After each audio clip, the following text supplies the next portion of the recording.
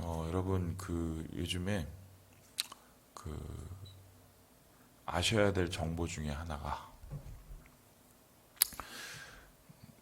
중국에서 요즘에 먹방이라고 그러죠.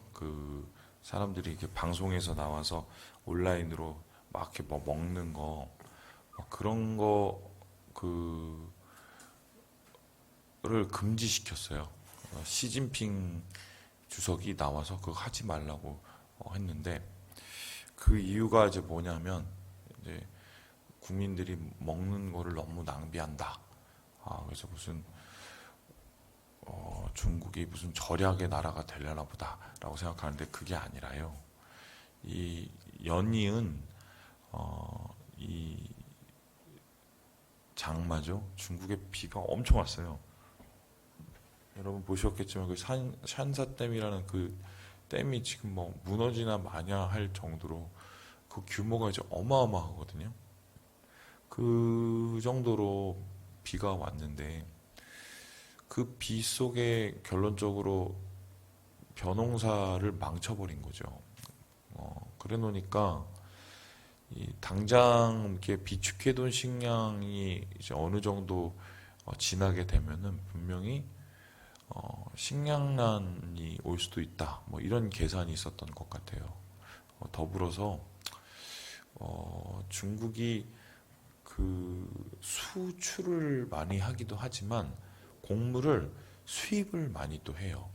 예를 들어서 아마 미국으로부터 수입하는 곡물이 꽤 된다고 저는 알고 있거든요. 그런데 지금 이제 미중 관계가 여러분 아시다시피 악화 일로이기 때문에 최악의 경우에는 이 식량이 서로 무기가 될 수 있는 상황도 오는 거예요. 그러니까 이제 아마 정부에서는 그런 식으로 단속에 들어가지 않았을까 싶은데 예나 지금이나 전쟁을 하거나 아니면 어떤 국가의 큰 대소사를 치를 때 결국 그 싸움에서 제일 중요한 것은 어떤 무기를 가졌느냐 혹은 군사들이 어떤 훈련을 받았느냐 이것보다 어떻게 보면 더 중요한 게요. 어떻게 군량미라고 그러죠? 군사를 위한 식량을 보급하느냐. 여기서 이 실패를 하면 전쟁이 끝난다고 보면 됩니다. 그래서 메가더 장군이 인천 상륙 작전을 무리하게 했던 이유가 다름이 아니라 보급로를 끊기 위한 것인데요. 보급로를 끊고 버텨내면 자연적으로 이 전쟁을 이길 수 있다는 계산이 깔려 있었던 이 전략이었죠. 뭐 그게 유효했고요.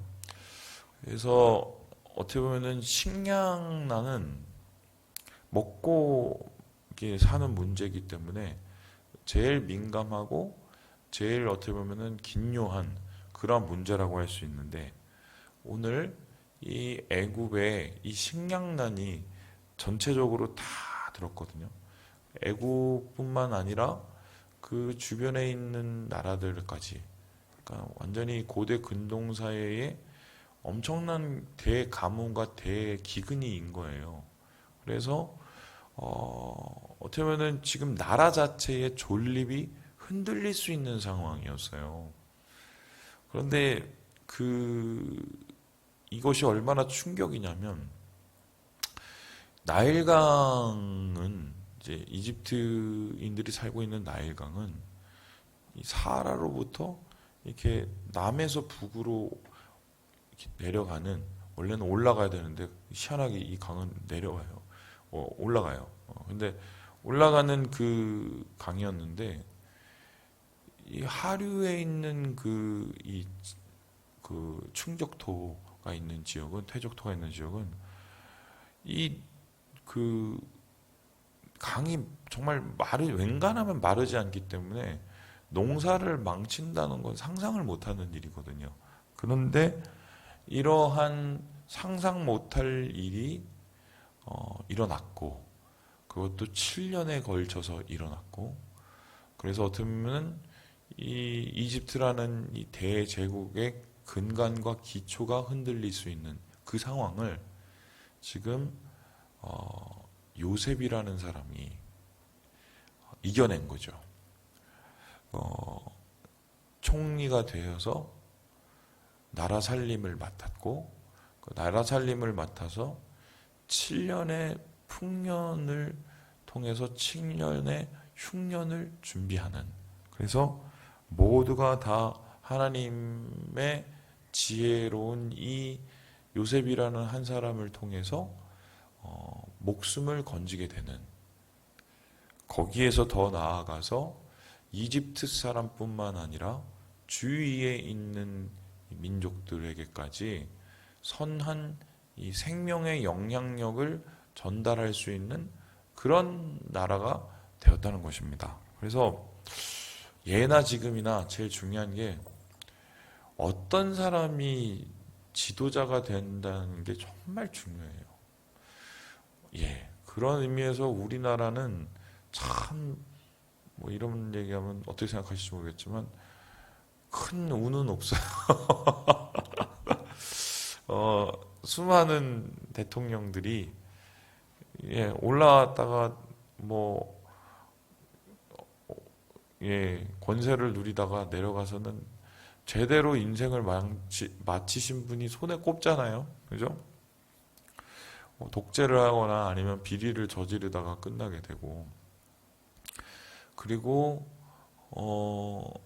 이 또 정치라는 이 구조화에서 맨 처음엔 순수하게 뭔가를 시작했던 분도 분명히 있을 터인데, 이상하게 그 구렁텅이에 들어가면은 나중에는 그 사람이 저 사람이었던가라는 고개를 갸우뚱하게 만드는 일들이 우리의 근현대사에는 너무 많았죠.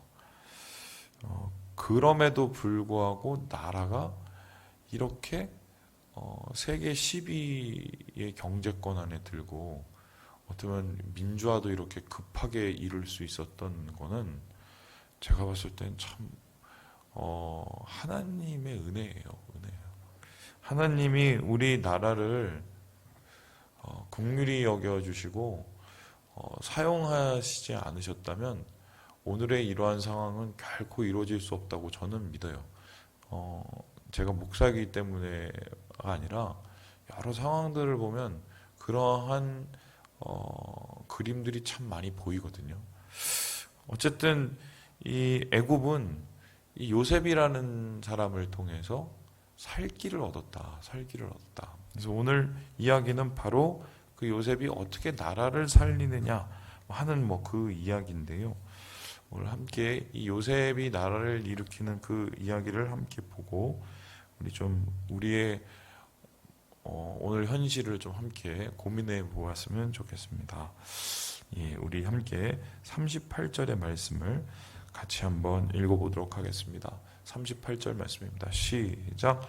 바로가 그의 신하들에게 이르되 이와 같이 하나님의 영에 감동된 사람을 우리가 어찌 찾을 수 있으리요 하고.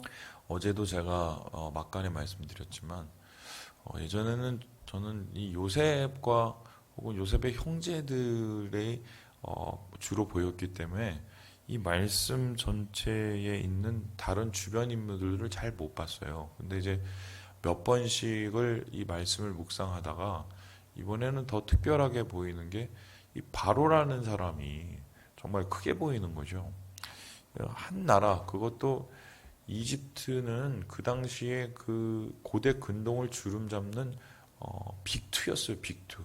그러니까 탑2였는데 그 나라의 왕이, 그 나라의 황제가, 그 어마어마한 권력을 가진 사람이 지금 이름 없는 어디서 굴러온지도 모르는 히브리, 이 떠돌이 민족의 노예를, 그것도 죄수를 이 자기의 총리로 삼아서 모든 땅을 관할하게 맡겼다. 여러분, 이거는 너무 말이 안 되는 너무 급격한 파격적인 인사인데, 이러한 파격적인 인사를 그가 할 수 있었던 이유가 뭐냐면 바로가 사람을 알아봤기 때문이에요. 근데 그 사람을 알아본 결정적인 이유를 바로가 뭐라고 그러냐면 하나님의 영에 감동된 자. 그러니까 이 요셉을 보면서 요셉의 모습 속에서 뭔가 다른 영적인 기운, 하나님의 뜻을 쫓아 사는 뭐 그런 거룩한 기운을 본 거죠. 당시에 그렇다면 이 바로가 여호와 하나님을 제대로 알았던 사람인가? 그건 아니었거든요. 그 당시에 이 이집트는 다신교였어요. 이 태양 뭐부터 시작해서 달, 뭐 기타 등등의 신들을 막 자기 원하는 대로 섬기던 그런 나라였는데 그런 나라의 다신교 속에서도 지금으로 말하자면은 그 안 믿는 불신자죠. 불신자는 아니면 다른 타종교를 가진 사람인데 그럼에도 불구하고 이러한 뭔가 다른 하나님의 사람을 알아볼 수 있었던 그 눈, 그 눈은 우리가 좀 이렇게 많이 챙겨볼 필요가 있겠다. 여러분 그런 것 같습니다. 이 사람은 겸손해야 돼요. 제가 지난주죠, 이번 주 말고 지난주에 설교를 이제 준비하기 위해서 이제 스탈린과 그 히틀러의 이 책들을 이렇게 유학본들도 보고 뭐 제가 가지고 있는 자료들도 보고 막 이랬어요. 근데 여러분 그 스탈린하고 히틀러는 굉장히 다르지만 굉장히 같은 사람이에요.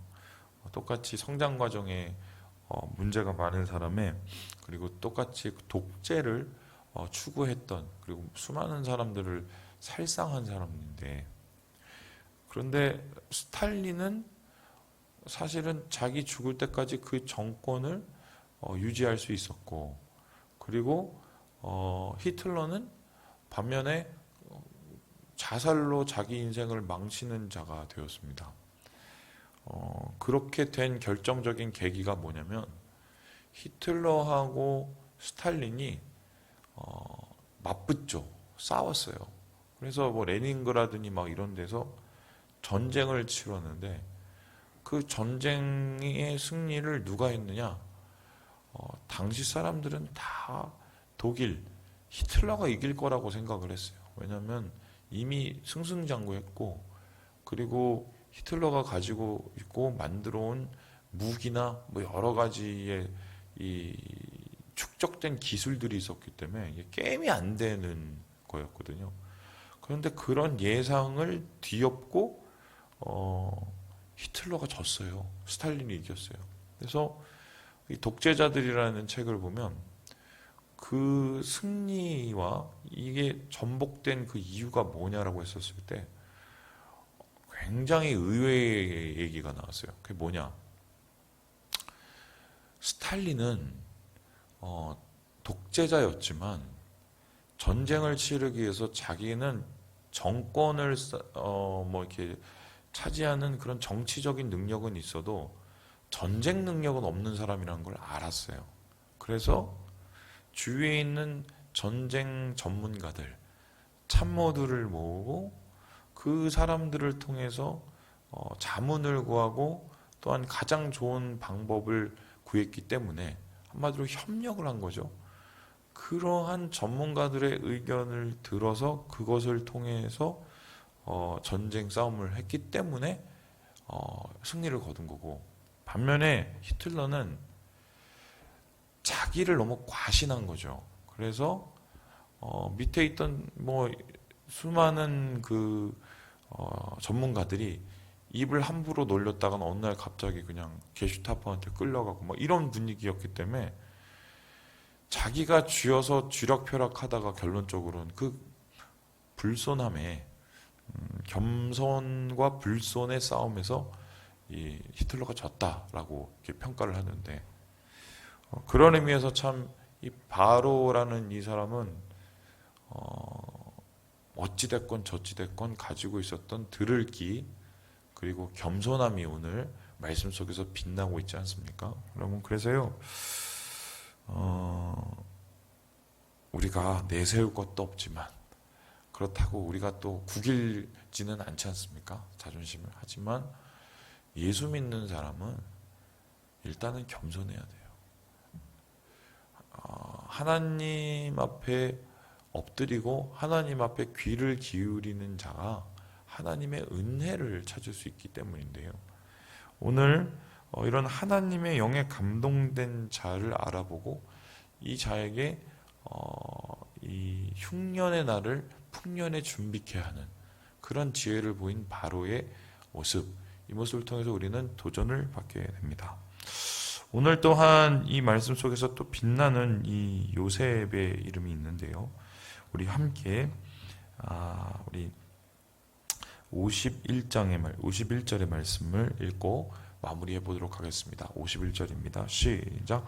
요셉이 그의 장남의 이름을 므낫세라 하였으니 하나님이 내게 내 모든 고난과 내 아버지의 온 집의 일을 잊어버리게 하셨다 하며. 이 바로가 요셉을 그냥 세우지 않고 신분을 상승시켜줘요. 그래서 소위 말해서 신분 세탁을 시켜주는데 이름도 바꿔줬어요. 사브낫 바네아. 이게 뭐냐면 하나님이 말씀하시고 그가 살았다, 뭐 이런 건데요. 그렇게 이름도 바꿔주고, 그리고 그 당시에 이 최고의 가문 중에 하나였던 이 대제사장이죠. 이 애굽의 대제사장 계급과 혼인을 하게 만들어서 소위 말해서 옛날 신분 세탁을 하고 완전히 새로운 사람으로 이게 탈바꿈을 시켜주거든요. 그러면은 많은 사람들, 아마 저도 그랬을 것 같은데, 옛날을 그냥 잊어버리고 새롭게 뭐 이제 애굽에 좀 잘 나가는, 우리나라로 따지면 강남 스타일 됐으니까 이제 잊어버리고 살아, 뭐 생각하지 마, 뭐 이랬을 것 같아요. 그래서 자기의 과거를 지우려고 막. 그런데 요셉이 안 그랬단 말이죠. 어떻게 보면은 아닌 척하고 그렇게 살아갈 수 있었는데, 요셉은 어떻게 했느냐? 자기가 누군지를 계속 생각을 했어요. 기억을 했어요. 그게 어떻게 보면 알 수 있냐면, 지금 아들 둘을 낳아서 첫 번째 아들의 이름을 므낫세라고 했고, 두 번째 아들의 이름을 에브라임이라고 했거든요. 그런데 이 므낫세와 에브라임이라는 사람의 이 이름이 뭐냐면요, 유대의 이름이에요. 그렇다면은 어떤 식이냐면, 우리나라 교포 사람이 미국에 가서 거기에서 소위 말해서 무슨 부통령을 하는데, 뭐 스티브, 뭐 데이빗, 조셉, 뭐 이런 이름이 있는데 그거를 애들 이름 그렇게 안 짓고 한 명의 이름은 돌쇠, 한 명의 이름은 철수 이렇게 지은 거예요.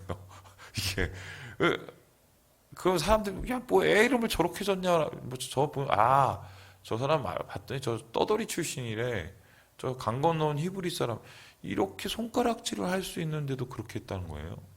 왜 그랬나? 자기의 상처는 잊었으나 하나님의 은혜는 잊지 않는 거예요. 자기가 누구라는 그 정체성은 바로 하나님의 함께하심과 하나님의 은혜 때문에 이루어졌기 때문에 그것은 절대로 잊을 수가 없는 거예요. 그래서 요셉은 그 애굽의 중심에서도 하나님에 대한 기억, 그것을 붙잡으면서 자기를 지킬 수 있었고, 가족을 지킬 수 있었고, 그리고 나라를 지킬 수 있었다. 말씀을 마치려고 합니다. 여러분, 이 힘든 시간, 흉년의 시간 지나가겠지만 우리가 이때일수록 하나님의 기억을 붙잡는 자가 되어야겠다. 그리고 하나님의 음성에 귀를 기울이는 자가 되어야겠다. 이러한 진짜 지혜를 배우시고 오늘의 삶을 하나님과 함께 승리하시는 우리 모든 형제 자매들 되시길 주님의 이름으로 축원합니다.